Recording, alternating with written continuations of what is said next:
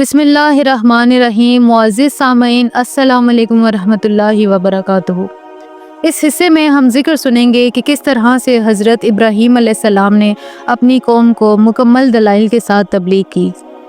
اس میں شک نہیں ہے کہ زمانہ جاہلیت کی واضح ترین آلودگی شرک اور بت پرستی ہے، اور جنہوں نے اس آلودگی کو زنا سمجھا ہے ان کے پاس اپنے قول پر کوئی دلیل موجود نہیں ہے، خصوصاً جبکہ قرآن کہتا ہے مشرکین گندگی میں آلودہ اور ناپاک ہے۔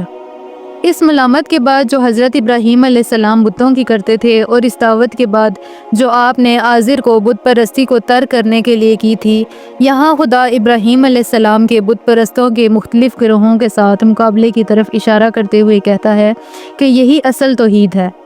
قرآن کہتا ہے جس طرح ہم نے ابراہیم کو بت پرستی کے نقصانات سے آگاہ کیا، اسی طرح ہم نے اس کے لیے تمام آسمانوں اور زمین پر پروردگار کی ملکیت کی نشاندہی کی۔ اس کے بعد اس موضوع کو تفصیلی طور پر بیان کیا گیا ہے جو ستاروں اور آفتاب کے طلوع و غروب سے ابراہیم علیہ السلام کو سمجھایا گیا ہے۔ ارشاد ہوتا ہے کہ جب رات کے تاریک پردے نے سارے عالم کو چھپا لیا تو ان کی آنکھوں کے سامنے ایک ستارہ ظاہر ہوا۔ ابراہیم علیہ السلام نے پکار کر کہا کہ کیا یہ میرا خدا ہے؟ لیکن جب وہ غروب ہو گیا تو انہوں نے پورے یقین کے ساتھ کہا کہ میں ہرگز غروب ہونے والوں کو پسند نہیں کرتا، اور انہیں عبودیت اور ربوبیت کے لائق نہیں سمجھا۔ انہوں نے دوبارہ اپنی آنکھیں صفحۂ آسمان پر گاڑ دیں۔ اس دفعہ چاند کی چاندنی جیسی ٹکیا وسیع اور دل پذیر روشنی کے ساتھ آسمان پر نمودار ہوئی۔ جب چاند کو دیکھا تو ابراہیم علیہ السلام نے پکار کر کہا کہ کیا یہ میرا پروردگار ہے؟ لیکن چاند کا انجام بھی اس ستارے جیسا ہی تھا کہ جس نے اپنا چہرہ تاریکی میں چھپا لیا۔ تو حقیقت کے متلاشی حضرت ابراہیم علیہ السلام نے کہا کہ اگر میرا پروردگار مجھے اپنی طرف سے رہنمائی نہ کرے تو یقیناً میں گمراہوں کی صف میں کھڑا ہو جاؤں گا۔ اس وقت رات آخر کو پہنچ چکی تھی۔ جب چاند مشرق سے نکلا تو حضرت ابراہیم علیہ السلام کی نظر اس کے نور پر پڑی۔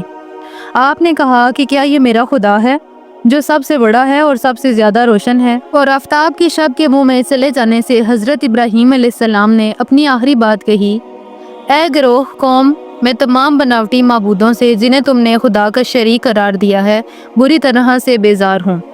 اب جب کہ میں نے سمجھ لیا ہے کہ ایک ایسا خدا ہے کہ جو اس سارے نظام کو چلا رہا ہے، جو ہر چیز پر قادر و حاکم ہے، تو میں تو اپنا رخ ایسی ذات کی طرف کرتا ہوں کہ جس نے آسمانوں اور زمین کو پیدا کیا ہے، اور اس عقیدے میں کم سے کم شرک کو بھی راہ نہیں دیتا۔ میں تو موحد خالص ہوں اور مشرکین میں سے نہیں ہوں۔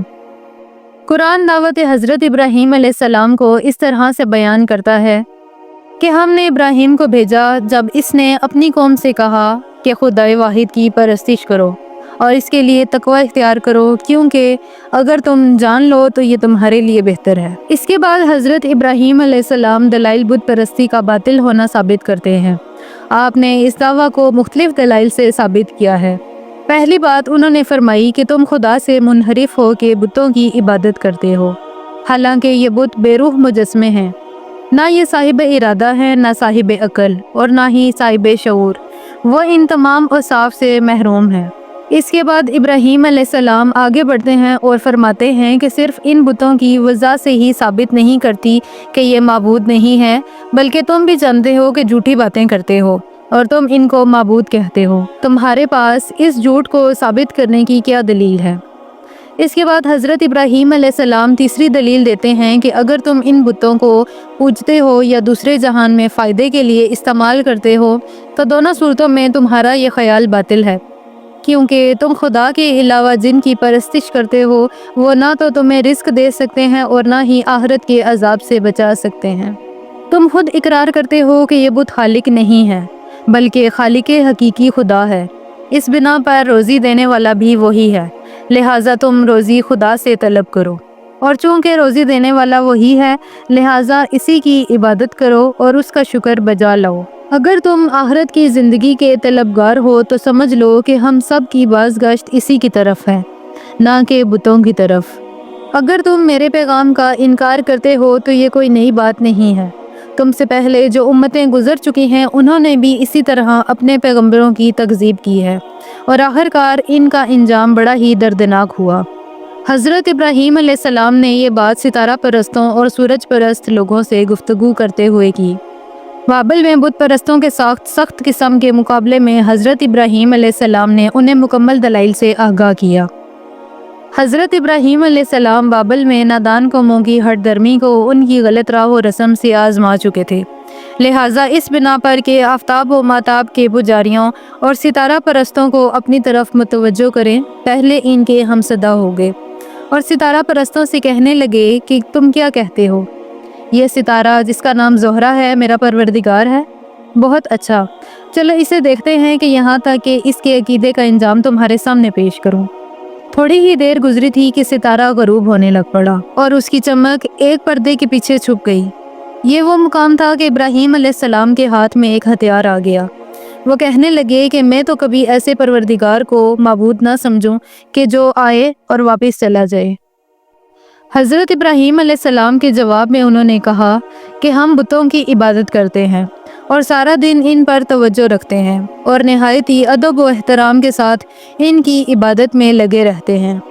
इस बात से ज़ाहिर होता है कि वो अपने अमल पर ज़रा भी शर्मिंदा ना थे। बहरहाल इब्राहीम अलैहिस्सलाम ने उनकी ये बातें सुनकर उन पर एतराज़ात की बौछार कर दी। आपने इनसे फरमाया, जब तुम इनको पुकारते हो तो क्या ये तुम्हारी फरियाद सुनते हैं या क्या वो तुम्हें कोई नफ़ा और नुकसान पहुंचा सकते हैं? बजाय इसके कि वो इस सवाल का कोई ठोस जवाब देते, उल्टा वही पुराना तरीका इस्तेमाल किया। उन्होंने कहा, ऐसी कोई बात नहीं, हम सब में से अहम बात यह है कि हमने अपने बुज़ुर्गों को ऐसा करते देखा है। उनका यह जवाब अपने जाहिल और नादान बुज़ुर्गों की अंधी तकलीद को बयान करता है। वह सिर्फ यही जवाब हज़रत इब्राहीम सलाम को दे सकते थे। ये ऐसा जवाब था कि जिसकी दलील खुद इसी में मौजूद है और कोई भी अक्लमंद इंसान अपने आप को इस बात की इजाज़त नहीं दे सकता कि वो आंखें बंद करके दूसरों के पीछे लग जाए, ख़ासकर जब आने वाले लोगों के तजर्बे गुज़िश्ता लोगों से कहीं ज़्यादा होते हैं और इनकी अंधी तकलीद का ना तो कोई जवाज़ रहता है और ना ही कोई दलील।